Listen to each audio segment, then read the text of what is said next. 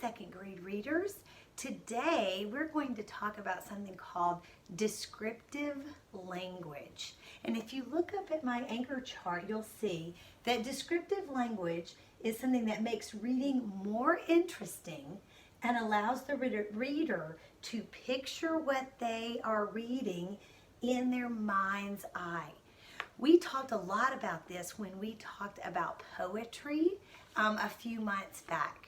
And when you can read a passage and it paints the picture in your mind's eye, and you feel like you're really there or you're really seeing it and can imagine it just right, then you are seeing descriptive language in your reading.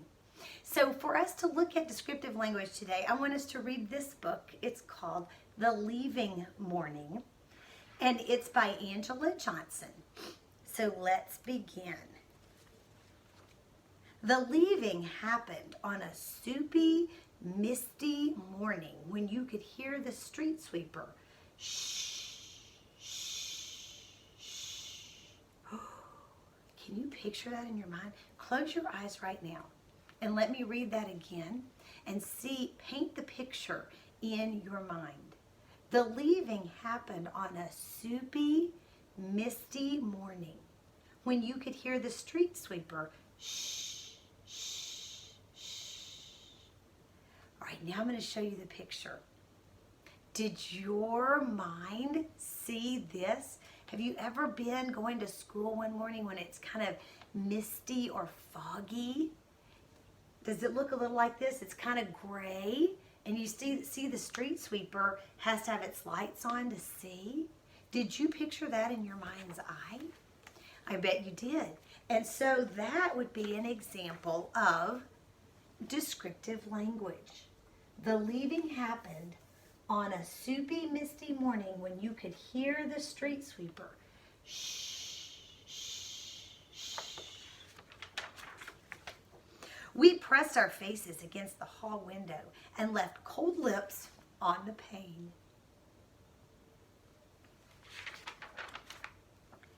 It was the leaving morning.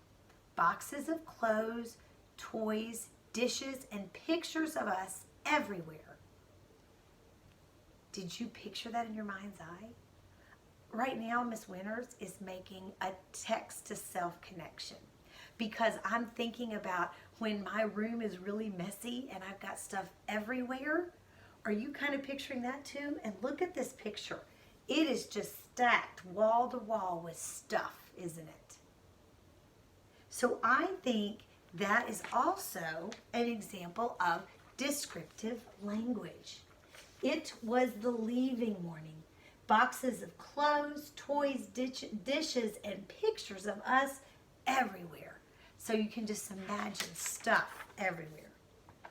The leaving had been long because we'd packed days before and said goodbye to everyone we knew. Are you starting to infer what the leaving morning is? Our friends, everybody in our building,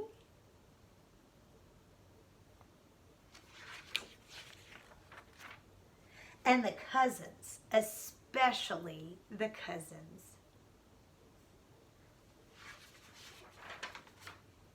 We said goodbye to the cousins all day long.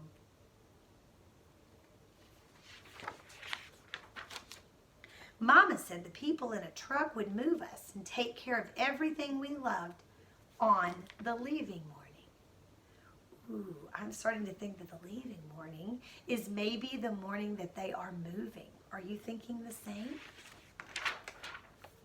We woke up early and had hot cocoa from the deli across the street. I made more lips on the deli window and watched for the movers on the leaving morning.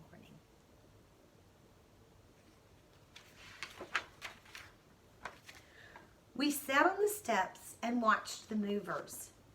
They had blue moving clothes on and made bumping noises on the stairs. There were lots of whistles and "Watch out, kids." Are you imagining that in your head right now? I bet you are. Okay, let's look at this picture. Is this the picture that you kind of painted in your mind's eye. Look, they're wearing blue, right? Blue moving clothes. And they made bumping noises like stuff going up and down the stairs, right? And look out, kids. Hey, look out, kids. I think that is another great descriptive example. They had blue moving clothes on and made bumping noises on the stairs. There were lots of whistles and watch out, kids. Got me a moving hat and a kiss on the head from Miss Maddie upstairs. And on the leaving morning, she told me to watch myself in the new place when I cross the street and think of her.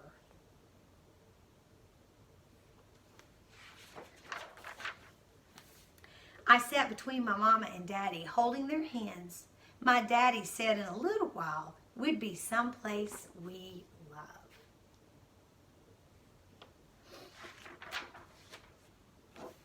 So I left lips on the front windows of our apartment and said goodbye to our old place on the leaving morning. Isn't that a great story?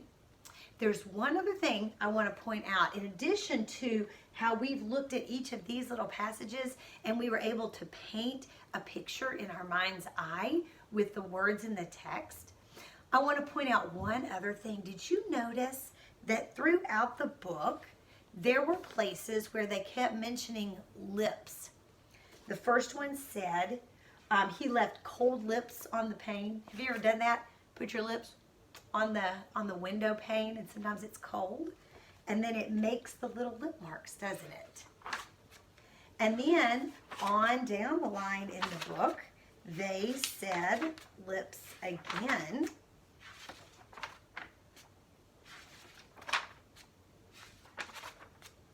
Well, here we go.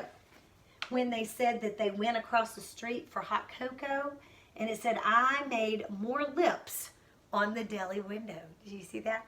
Made these other little lip impressions, right? And then at the very, very end, right when they were leaving their apartment, he said, so I left lips on the front window of our apartment. Are you seeing that all the way through the book? Sometimes authors use that. They repeat things throughout the book to kind of keep you coming back to the same thing. So the repetition of lips shows that it is being emphasized, that they're saying he keeps doing that over and over. Do you think maybe that was something he did in his apartment all the time? So today, boys and girls, I want you to be on the lookout in your independent reading. I want you to look for some descriptive language. So those are going to be places that you can paint a picture in your mind's eye of what is happening in your story, what's going on, right?